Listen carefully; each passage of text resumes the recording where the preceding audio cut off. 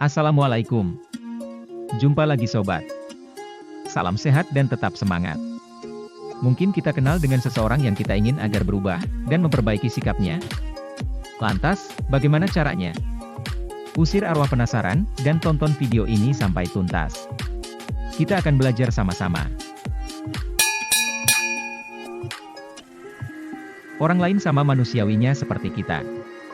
Hampir semua dari mereka berusaha memberikan alasan, baik yang keliru atau masuk akal, untuk membenarkan tindakan-tindakan mereka. Bahkan untuk seorang penjahat kelas kakap, dengan keras mereka katakan bahwa mereka sama sekali tidak bersalah. Kita sudah mempunyai cukup masalah dalam mengatasi kekurangan kita sendiri. Faktanya bahwa Tuhan tidak memberi kemampuan dan kecerdasan yang sama pada setiap orang.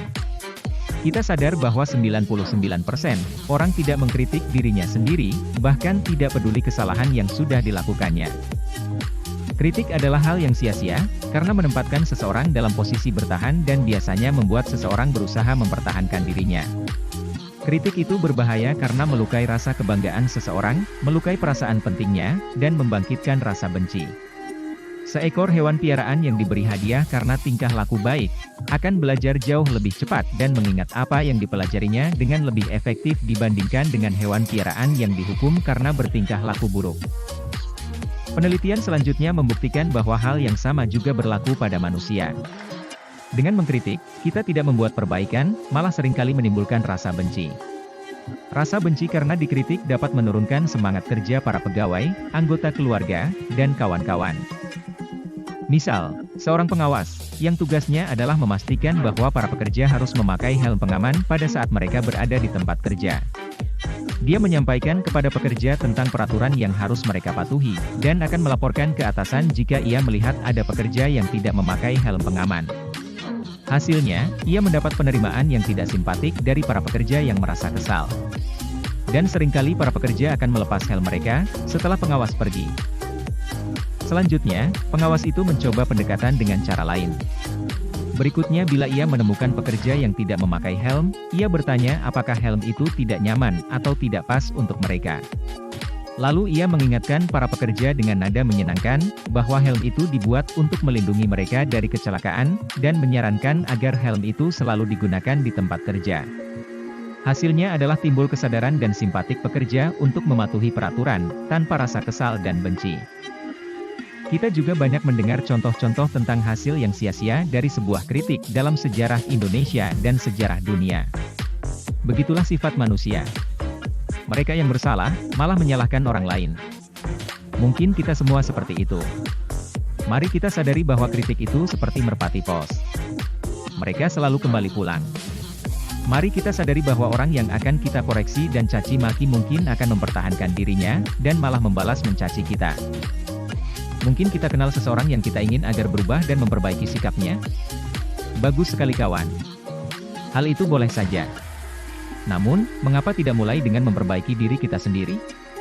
Dipandang dari sudut diri sendiri, hal itu jauh lebih menguntungkan daripada berusaha memperbaiki orang lain, bahkan jauh lebih aman. Seperti kata pepatah, kuman di seberang lautan tampak, gajah di pelupuk mata tak tampak. Jika kita hanya ingin dibenci orang lain, yang mungkin akan bertahan bertahun-tahun, bahkan sampai mati, cobalah menyalahkan orang lain dan memberikan kritik yang tajam, meskipun kita yakin bahwa tindakan kita benar. Ketika kita berhubungan dengan manusia, ingatlah bahwa kita tidak berhubungan dengan makhluk logika, seperti komputer, smartphone, dan lain-lain. Kita berhubungan dengan makhluk yang penuh emosi, makhluk yang penuh dengan prasangka dan dimotivasi oleh rasa bangga dan sombong. Jadi, rahasia suksesnya, kita tidak akan bicara hal buruk tentang seorang pun, dan hanya akan membicarakan hal yang baik saja tentang semua orang. Perlu karakter dan kontrol diri untuk mengerti orang lain, dan memberi maaf setiap kesalahan. Seorang yang berjiwa besar akan memperlihatkan kebesarannya, dari caranya memperlakukan orang kecil. Sebagai ganti dari mengkritik, memaki, atau menyalahkan orang lain, cobalah untuk mengerti mereka. Mari kita berusaha mengerti mengapa mereka melakukan dan apa yang mereka lakukan. Hal itu jauh lebih bermanfaat dan menarik daripada sekedar mengkritik. Hal itu dapat menciptakan simpati, toleransi, dan kebaikan hati. Pendeknya, untuk benar-benar mengenal semua, kita harus memaafkan semua. Tuhan saja tidak menghakimi orang, sampai nanti tiba pada waktunya.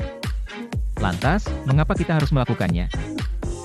Semoga video ini bermanfaat bagi kita semua, dan dapat menginspirasi kita, bahwa benar, memperbaiki diri sendiri itu jauh lebih menguntungkan daripada berusaha memperbaiki orang lain.